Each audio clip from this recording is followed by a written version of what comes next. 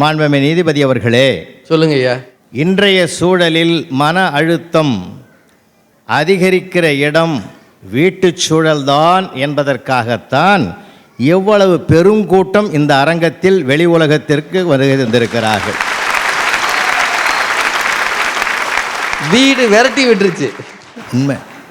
நேற்று பேச ஆரம்பித்தேன், என் வீட்டுக்காரே சொல்கிறா, டேய் அந்த ஆளை பேச நிறுத்த சொல்லு. யார்? என் பையன்கிட்ட. சம்மந்தமில்லாத நீங்கள் எவ்வளோ கை தட்டுறீங்க, எவ்வளோ கலகலப்பாக என் பேச்சை கேட்குறீங்க. வீடு மன அழுத்தத்திற்கு காரணமாக இருக்கிறது, வெளி உலகம்தான் அதற்கு மருந்து கொடுக்கிறது என்றால் வீட்டுச் சூழல் தான் என்றைக்குமே, இன்றைக்கி இல்லை நாளைக்கு கூட அதுதான் மன அழுத்தத்துக்கே காரணம். நமக்கு தான் இப்படியான்னு என் நண்பர் வீட்டுக்கு போனால் அந்த ஆளை காணோம்.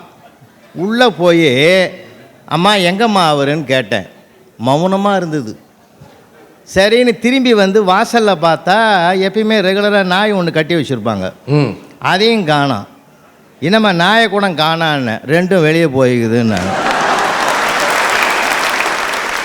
வீடு அலிபாபா குகை மாதிரி. அது எல்லாருக்கும் போகிறதுக்கு மந்திரம் தெரிஞ்சது, உள்ளே போய் மாட்டிக்கின்னு வெளியே வர்றதுக்கு மந்திரம் தெரியாமல் மூச்சுங்கிறாங்க. இன்னும் சொல்ல போனால் கணவன் மனைவி கிட்ட பேசுகிற போது கூட பார்த்தீங்கன்னா எதேச்சியாக சொன்னால் கூட வரும், சார் பிள்ளையா பற்றி வச்சுக்கிறேன், சரியான குரங்கு பற்றி வச்சுக்கிறேன்னா. அந்த அம்மா அமைதியாக சொல்லுது, என் வம்சம் விளங்குறதுக்கு ஒரு வாரிசு வேணும்னு நீ தானேயா சொன்னேன். நான் பார்த்த ஒரு காட்சி இங்கே பதிவு பண்ணுறேன். சொல்லுங்கள். விழுப்புரத்தில் ஒரு பாட்டிமா பஸ்ஸில் ஏறி நேராக போய் டிரைவர்கிட்ட சொல்லிச்சு, தம்பி பனமலைப்பேட்டை வந்தால் சொல்லுப்பா அப்படின்னுச்சு. சொல்கிறேன் பாட்டி உக்காருன்னாரு. அந்த மனுஷன் என்ன பண்ணார், போகிற வேகத்தில் மறந்துட்டார். 2 கிலோமீட்டர் தாண்டி அனந்தபுரத்தில் போய் நிறுத்திட்டு, ஐயோ பாட்டி சொன்னதை மறந்துட்டோமேன்னு மனசாட்சியோடு அப்படியே யூட்டர்ன் பண்ணி சர்வீஸ் ரோடில் திரும்பி வந்து மறுபடியும் அந்த ஊருக்கு, அந்த பாட்டி கேட்ட ஊருக்கே வந்து, பாட்டி நீ சொன்ன ஊர் வந்துடுத்துமான்னார். நல்ல வேலைப்பா, பனமலைப்பேட்டை வந்தால் பிபி மாத்திரை போடுன்னு என் பேத்தி சொன்னான்.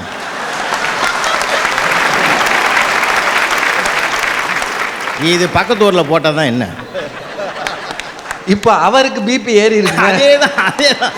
ஆனால் அவனுக்கு பிபி ஏறலைங்க.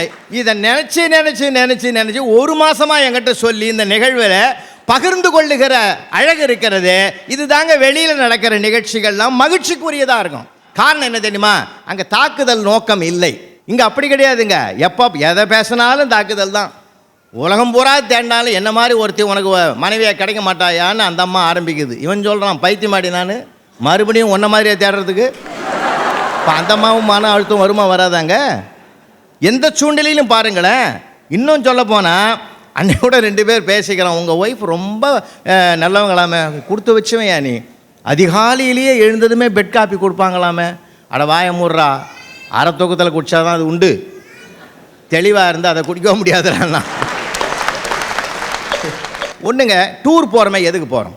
ஜாலியாக இருக்க. வீட்டிலே எழுகிற மனக்குழப்பத்தை, மன அழுத்தத்தை நீக்கிக் கொள்வதற்கும் அடுத்த ஒரு 3 மாதம் மன அழுத்தத்தை தாங்கிறதுக்கு ரீசார்ஜ் பண்ணுறதுக்கு தான் சார் நம்ம டூரே போகிறோம்.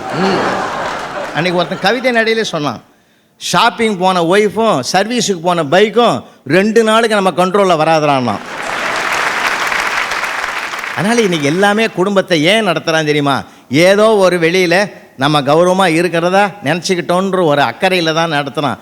ஏன்னா ஆசையாக அடித்தா காதலி, ஆசை தீர அடித்தான்னா மனைவின்றது அவனுக்கு தெரியுமையா, தெரிஞ்சுதான் ஏன் நடத்துகிறான். அதான் அன்றைக்கி கூட நம்ம பத்திரிகையில் ஒரு வரியை படித்து பார்த்தேன். அவன் எழுதிக்கிறான், சார் மர்மமும் திகிலும் நிறைந்த குடும்பத்தொடர் ஆரம்பமாகிறதுன்னு எழுதிக்கிறான் பத்திரிகையில். இங்கே மன அழுத்தம் வராமல் என்ன வரும் சொல்லுங்க பார்ப்போம். பேரறிஞர் அண்ணா அவர்கள் லண்டனுக்கு வருகை தந்தபோது அங்கே ஒரு நிருபர் கேட்டார், கம்ப்ளீட்ன்றதுக்கும் ஃபினிஷ்டுன்றதுக்கும் என்னங்க வேறுபாடு, ரெண்டும் ஒன்று தானே என்னாங்க. அப்போ பேரறிஞர் அண்ணா சொன்னார், ஒருவனுக்கு நல்ல மனைவி வாய்ச்சா கம்ப்ளீட்டு, வாழ்க்கை கம்ப்ளீட்டு, ஒருவனுக்கு மோசமான மனைவி வாய்ச்சா வாழ்க்கை ஃபினிஷ்டுன்னு பாருங்க. அந்த என்ன அருமையான விளக்கம். வெளி உலகத்தையே கட்டி ஆண்ட அந்த மாபெரும் அறிஞர் என்ன ஒரு வீட்டு சூழ்நிலையை படம் பிடித்து காட்டுகிறார். மாண்புமிகு நீதிபதி அவர்களை இப்படி சொல்லி நான் நிறைவு செய்கிறேன். ஒரு குழந்தைக்கு சோறு ஊட்டுகிறாள் ஒரு தாய், ஆனால் குழந்தை வீட்டுக்குள் சாப்பிட மறுக்கிறது. அந்த குழந்தையை கூட வெளியில் கொண்டு வந்து ஊட்டினால் அழகாக சாப்பிடுகிறது என்றால் அந்த குழந்தைக்கு தெரிந்திருக்கிறது வீட்டு சூழல் மன அழுத்தை தரும் என்று இந்த பெரியவர்களுக்கு தெரியவில்லையே என்றுதான் வருத்தமாக இருக்கிறது. சொல்லி தீர்ப்பது வெளி உலகம், சொல்லாமல் தவிப்பது வீட்டுலகம். நன்றி, வணக்கம். அருமை. இன்னும் பல வீடியோக்களை காண சன் லைஃப் சேனலை சப்ஸ்கிரைப் பண்ணுங்க.